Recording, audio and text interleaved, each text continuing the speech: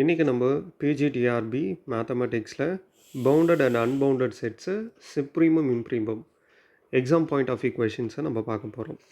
Okay, so first நமக்கு bounded ஒரு first set வந்து பார்த்தோன்னா நமக்கு பவுண்டடாக இருக்குன்னா that set should contain upper bound and lower bound.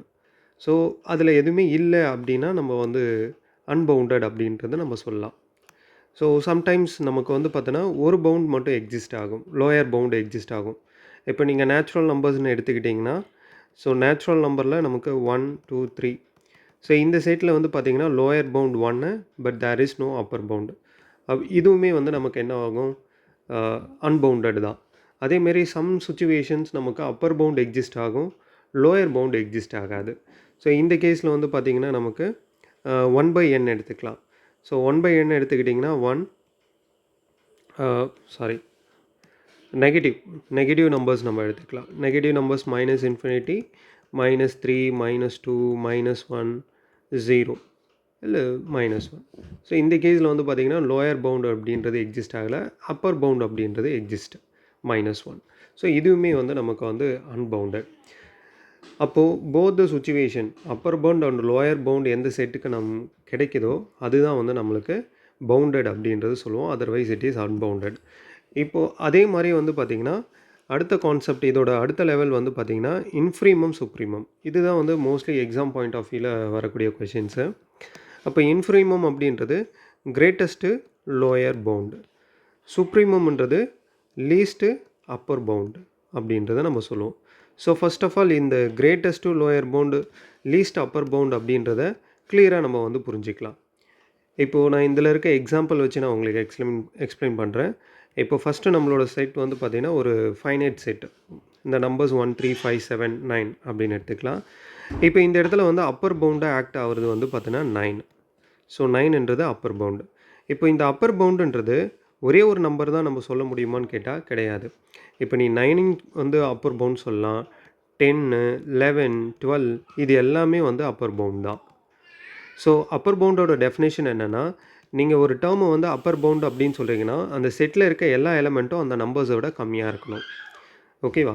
அப்போது இந்த அப்பர் பவுண்ட்ஸ் எல்லாத்துலேயுமே இருக்கிறதுலே வந்து லீஸ்ட்டு அப்பர் பவுண்டு. அப்போது இந்த இடத்துல அப்பர் பவுண்ட்ஸ் என்னென்ன இருக்குது, 9, 10, 11, 12 இது எல்லாமே அப்பர் பவுண்டு. இதில் லீஸ்ட் ஒன்று நமக்கு கிடைக்கிறது வந்து பார்த்திங்கன்னா 9. இந்த லீஸ்ட் அப்பர் பவுண்டு தான் நம்ம சுப்ரீமம் அப்படின்றத நம்ம சொல்லுவோம். ஓகேவா? இதே கான்செப்ட் தான் வந்து பார்த்திங்கன்னா இன்ஃபீமம்க்கும். அப்போது இதே சேம் செட்டில் வந்து பார்த்திங்கன்னா லோயர் பவுண்ட் அப்படின்னு எடுத்துக்கிட்டிங்கன்னா இந்த இடத்துல 1ன்றது லோயர் பவுண்டு. ஸோ 1 மட்டும்தான் இங்கே லோயர் பவுண்டான்னு கேட்டால் கிடையாது. அது 0, -1, -2 இது எல்லாமே லோயர் பவுண்ட் கேஸில் வரும். அப்போது லோயர் பவுண்ட்ஸில் நமக்கு 0, -1, -2 அண்ட் ஸோ ஆன். ஸோ இதில் கிரேட்டஸ்ட்டாக இருக்கிறது 0. அப்போது கிரேட்டஸ்ட்டு லோயர் பவுண்ட் அப்படின்றது 0. இந்த 0வை தான் நம்ம என்னன்னு சொல்லுவோம்னா இன்ஃபீமம் அப்படின்னு சொல்லுவோம். ஓகே, இப்போது சுப்ரீமம் இன்ஃபீமம்னா உங்களுக்கு கிளியராக புரிஞ்சிருக்கும். It is basically upper bound lower bound தான், பட் லீஸ்ட்டு அப்பர் பவுண்டாக இருக்கும், கிரேட்டஸ்ட்டு லோயர் பவுண்டு. இது எப்படி ஈஸியாக ஞாபகம் வச்சுக்கலாம் அப்படின்னா, கிரேட்டஸ்ட்டு லீஸ்ட்டு அப்படின்றதுல கன்ஃபியூஷன்ஸ் வரக்கூடாதுன்னா இந்த செட்டுக்கு நியர்பையாக இருக்கிற வேல்யூஸ் ரெண்டுமே, ஏன்னா இந்த செட்டுக்கு நியர்பையாக இருக்கிற அப்பர் பவுண்டு தான் வந்து லீஸ்ட் அப்பராக இருக்கும். அதே மாதிரி இந்த சைடு லெஃப்ட் ஹேண்ட் சைடில் லோயர் வேல்யூக்கு லீஸ்ட்டாக பக்கத்தில் இருக்கிறது கிரேட்டஸ்ட்டு லோயர் பவுண்டாக இருக்கும். ஓகேவா? அப்போது ஆக மொத்தம் நம்ம வந்து என்ன ஃபைண்ட் அவுட் பண்ண போகிறோம்னா அந்த செட்டுக்கோட நியரஸ்ட்டு வேல்யூவை தான் நம்ம கண்டுபிடிக்க போகிறோம். இல்லை அந்த செட்டில் இருக்க அந்த லாஸ்ட் நம்பர் எப்படி வேணால் இருக்கும். இந்த அப்பர் பவுண்ட் லோயர் பவுண்ட் வந்து பார்த்தீங்கன்னா எப்பயுமே செட்குள்ளே இருக்கணும்னு அவசியமே கிடையாது. இப்போ நீங்கள் வந்து ஒரு ஓப்பன் இன்டர்வல் டைப் எடுக்கிறீங்க அப்படின்னா அது செட்குள்ளே இருக்கணும்னு அவசியமே கிடையாது. இப்போ for example open interval 1 to 5 அப்படின்னு எடுக்கணும்னா இந்த இடத்துல வந்து 5ன்றது லீஸ்ட் அப்பர் பவுண்டு, ஆனால் அந்த 5ன்றது செட்குள்ளே இல்லை. அதே மாதிரி வந்து 1ன்றது least greatest to lower bound, இங்கேயுமே 1ன்றது அந்த செட்குள்ளே இல்லை.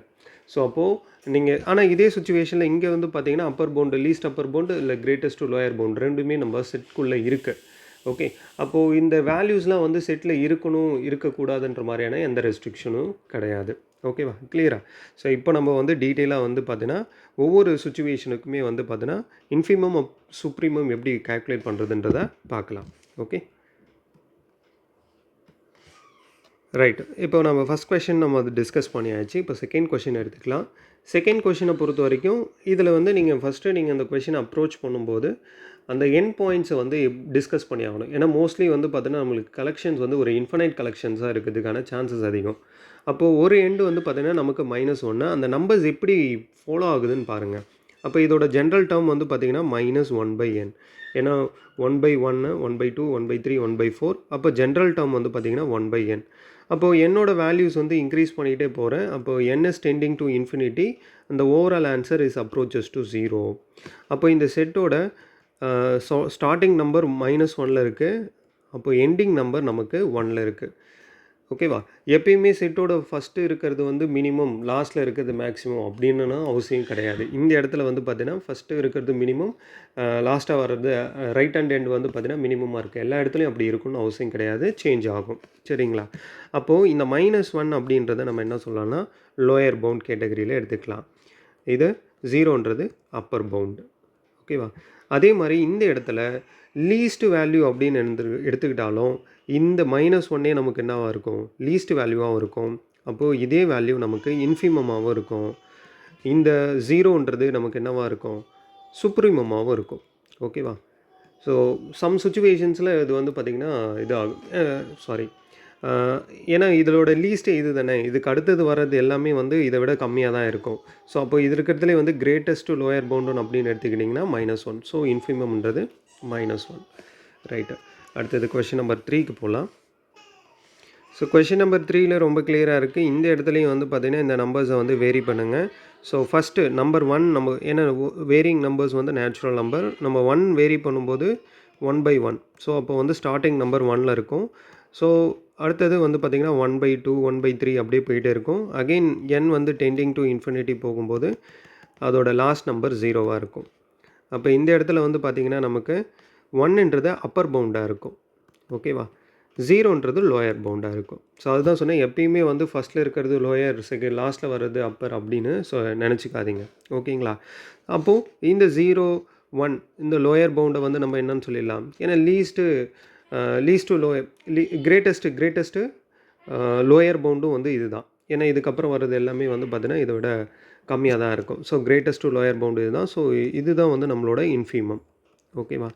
அடுத்தது அப்பர் பவுண்டில் வந்து பார்த்தீங்கன்னா 1 இருக்குது. இதையே வந்து நம்ம என்னவா டிக்ளேர் பண்ணிக்கலாம், சுப்ரீமமாகவும் டிக்ளேர் பண்ணிக்கலாம். Okay, right. Next question number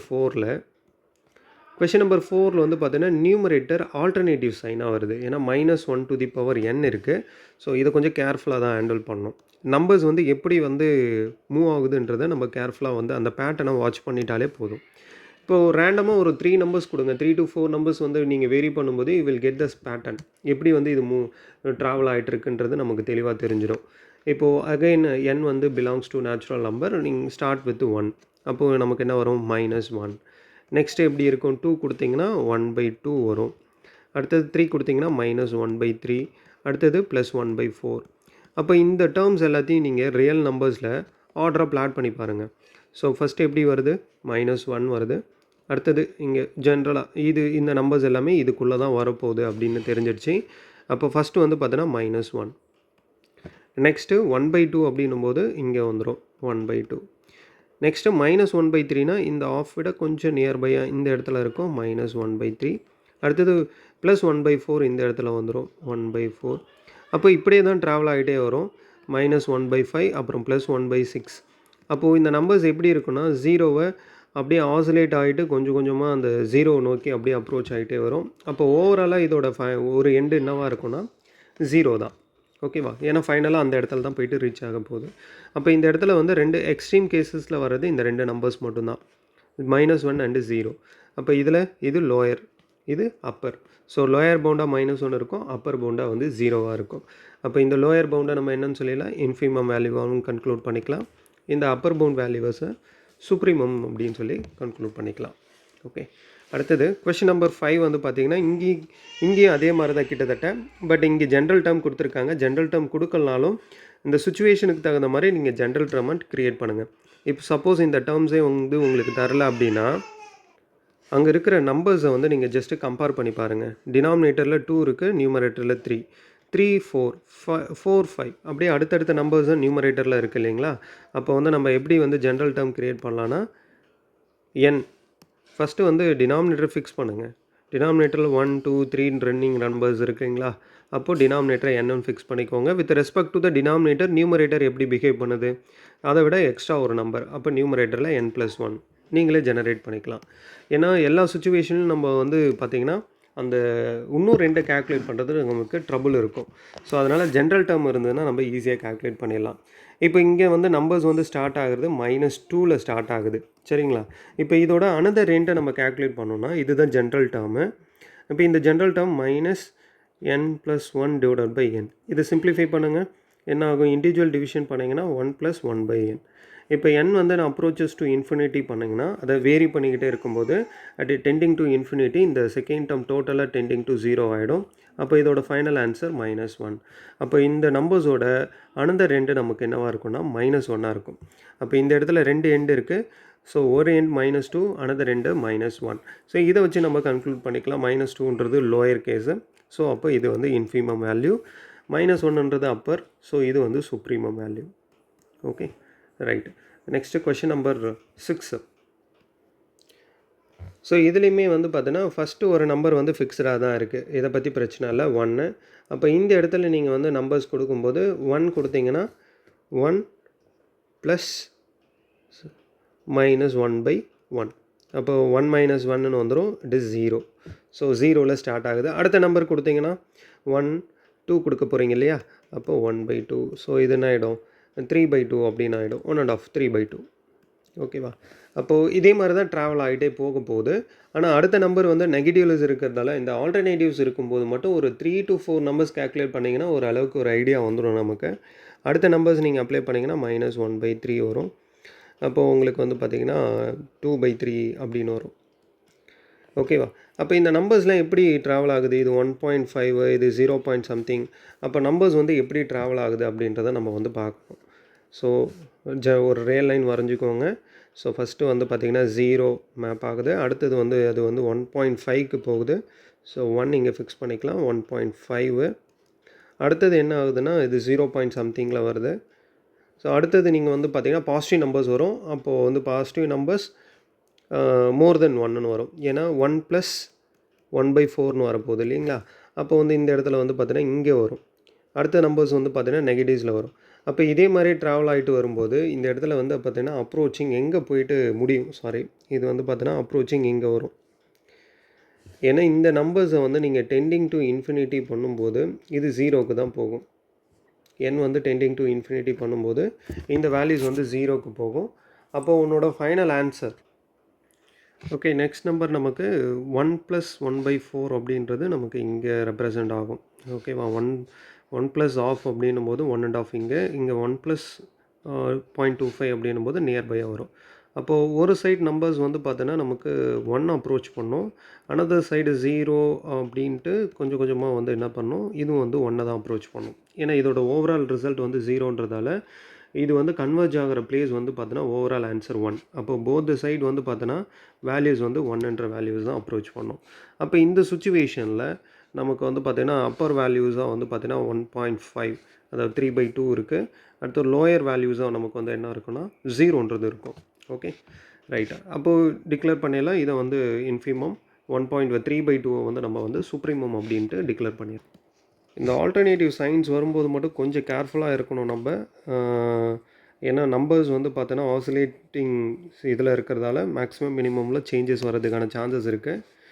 இப்போ இதில் வந்து பார்த்தோன்னா 4th கொஷினை நம்ம என்ன டிஸ்கஸ் பண்ணியிருந்தோன்னா ஆக்சுவலி ஸ்டார்டிங் நம்பர் வந்து பார்த்தோன்னா -1 அப்படின்னு டிஸ்கஸ் பண்ணோம். இதோட ஓவரால் ஆன்சர் வந்து பார்த்திங்கன்னா 0க்கு போகுது அப்படின்ற மாதிரி ஆன்சர் டிக்ளேர் பண்ணோம். கரெக்டு தான், தப்பு இல்லை. ஆனால் நம்ம வந்து இன்பிட்வீனில் இருக்க வேல்யூஸை வந்து ப்ராப்பராக கோ த்ரூ பண்ணாததால் இந்த இடத்துல ஒரு மிஸ்டேக் வந்து வந்துடுச்சு. என்னென்னா இதோட ரன்னிங் நம்பர்ஸில் பாருங்களேன். இப்போ 1 கொடுத்தீங்கன்னா 1 - 1 வந்துடும். 2 கொடுத்தீங்கன்னா என்ன ஆகும்னா 1/2ன்றது கிடைக்கும். ஓகேவா? அடுத்தது வந்து பார்த்திங்கன்னா 3 கொடுக்கும்போது -1/3, 4 கொடுக்கும்போது +1/4. ஸோ இப்படியே தான் வந்து இந்த வேல்யூஸ் வந்து எங்கே போகுதுன்னா 0ன்ற வேல்யூஸை அப்ரோச் பண்ணுது. அப்போது இதில் வந்து முக்கியமான விஷயம் என்னென்னா அந்த லிமிட்டோட வேல்யூஸ் தான் வந்து ஒரு எண்டாக இருக்கணும்னு அவசியமே கிடையாது. சம்டைம்ஸ் வந்து அது எண்டாகவும் இருக்கும். இது வந்து பெஸ்ட் எக்ஸாம்பிள் அந்த கொஷனுக்கு. இப்போ இதை வந்து ரியல் லைனில் நம்ம பிளாட் பண்ணும்போது என்ன ஆகும்னா, ஃபர்ஸ்ட் நம்பர் -1, அடுத்தது இங்கே நமக்கு வந்து நான் ஃபிக்ஸ் பண்ணிக்கிறேன் நம்பர்ஸை. இப்போ ஃபஸ்ட்டு வந்து -1க்கு, அடுத்தது வந்து பார்த்தீங்கன்னா 1/2 போகுது, அடுத்தது -1/3 வருது, அடுத்தது வந்து பார்த்திங்கன்னா 1/4. ஸோ இப்படியே வந்து நம்மளுக்கு ட்ராவல் ஆகிட்டு இதுலேயும் வந்து பார்த்தோன்னா ஆசிலேஷன் இருக்கும். ஆசிலேஷன் வந்து பார்த்தோன்னா நமக்கு 0க்கு கன்வெர்ஜ் ஆகும். இப்போ இந்த பிளேஸில் வந்து பார்த்தோன்னா மினிமம் வேல்யூஸாக இருக்கிறது -1, மேக்ஸிமம் வேல்யூவாக இருக்கிறது 1/2. சரிங்களா? ஆனால் இந்த இடத்துல வந்து லிமிட்ஸ் வந்து 0க்கு தான் போகும். அப்போ 0க்கு போகிற அந்த வேல்யூ வந்து நமக்கு ஒரு எண்டாக இருக்கணும்னு அவசியம் கிடையாது. ஸோ இதுதான் வந்து அந்த மோஸ்ட்லி வந்து இது கிளாஷ் ஆகும். ஏன்னா நம்மளே வந்து இதில் வந்து பார்த்தீங்கன்னா 0 வந்து டிக்ளேர் பண்ணிவிட்டோம் ஃபஸ்ட்டு. ஸோ ரைட்டா? ஸோ ஆசிலேஷன் இருக்கும்போது மட்டும் கேர்ஃபுல்லாக இருங்க. ஆசிலேஷன் இல்லை, இதுவே வந்து பார்த்தீங்கன்னா நியூமரேட்டரில் வந்து இது டைரெக்டாக 1/n மட்டும் தான் இருக்குது அப்படின்னா பிரச்சனையே கிடையாது. நீங்கள் என்ன சொல்லியிருக்கலாம்னா, ஒரு எண்டு வந்து பார்த்தீங்கன்னா 1 அண்ட் அதோட லிமிட் வேல்யூ வந்து பார்த்தீங்கன்னா 0. அப்போது ஒரு எண்டு 1, அனதர் எண்டு வந்து 0. இன்ஃபிரிமம், சுப்ரீமம் ஈஸியாக வந்து டிக்ளேர் பண்ணிடலாம். பட் ஆசிலேஷன் இருக்கும்போது மட்டும் ரொம்ப கேர்ஃபுல்லாக இருந்தாகணும். ஓகே. அடுத்தது நெக்ஸ்ட்டு 2 வந்து ரொம்ப சிம்பிள் தான். இது வந்து open interval a, b. So upper பவுண்டாக என்னவாக இருக்கும்? b இருக்கும். லோயர் பவுண்டாக வந்து a இருக்கும். ஈவன் அது என்ன டைப் ஆஃப் இன்டர்வலாக இருந்தாலும் அந்த இன்டர்வலோட எண்ட் பாயிண்ட் தான் வந்து அப்பர் பவுண்ட் அண்ட் லோயர் பவுண்டாக வந்து ஆக்ட் ஆகும். ஓகேவா? So upper bound, lower bound, supremum, infimum உங்களுக்கு ரொம்ப கிளியராக இருக்கும்னு நான் நம்புகிறேன். ஸ்டில் உங்களுக்கு ஏதாவது வந்து இதில் ஏதாவது டவுட்ஸ் இருக்குன்னா கமெண்ட் செக்ஷனில் கமெண்ட் பண்ணுங்கள். அதை பற்றி வந்து நம்ம நெக்ஸ்ட் வீடியோஸில் பேசலாம். Okay. See you in the next video.